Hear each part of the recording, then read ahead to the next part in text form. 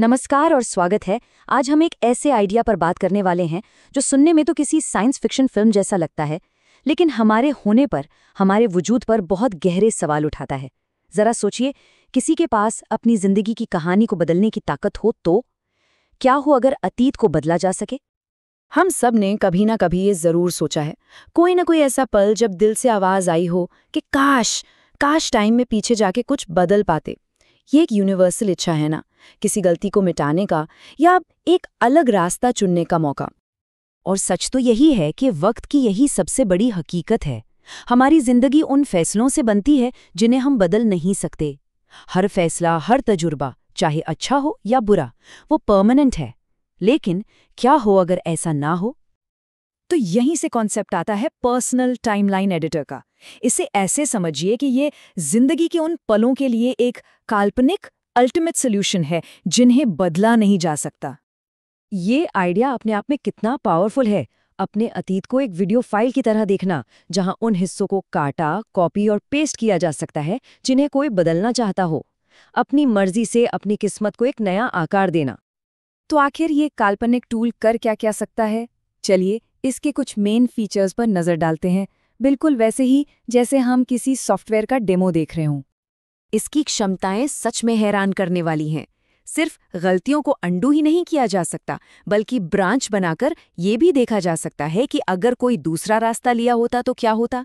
फिर अलग अलग रास्तों से मिली सीख को मर्ज किया जा सकता है और तो और अपनी बदली हुई यादों को दूसरों के साथ शेयर भी किया जा सकता है।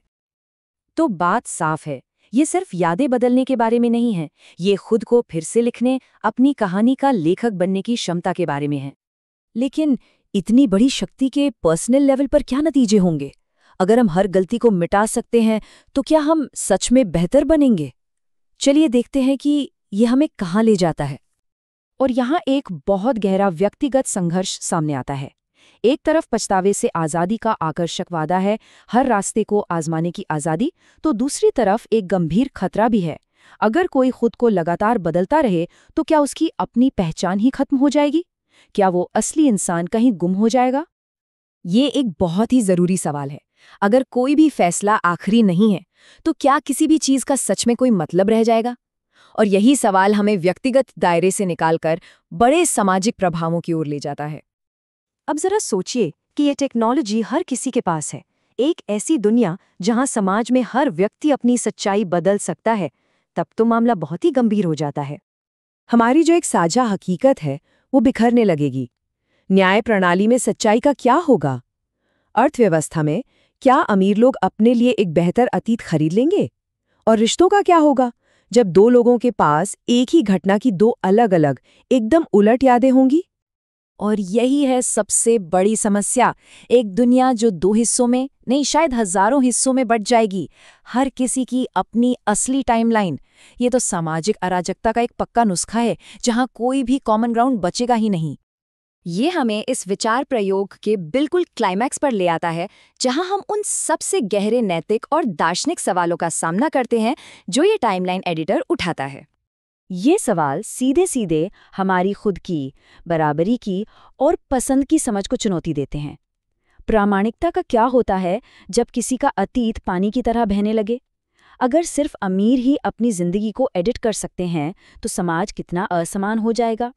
और अगर कोई भी चुनाव हमेशा के लिए नहीं है तो क्या आज़ाद मर्जी का कोई मतलब भी है?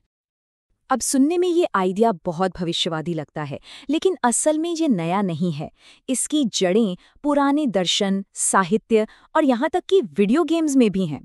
वीडियो गेम में सेव पॉइंट पर वापस जाना असल में इसी टाइमलाइन एडिटर का एक बहुत ही सरल रूप है। और शायद इस पूरी बहस का जो निचोड़ है वो यही है।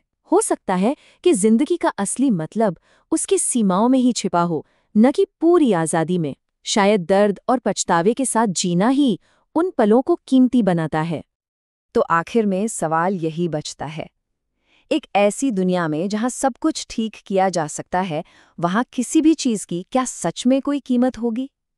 शायद एक अनएडिटेड जिंदगी का असली मूल्य यही है कि उसे बदला नहीं जा सकता। ये सोचने वाली बात है।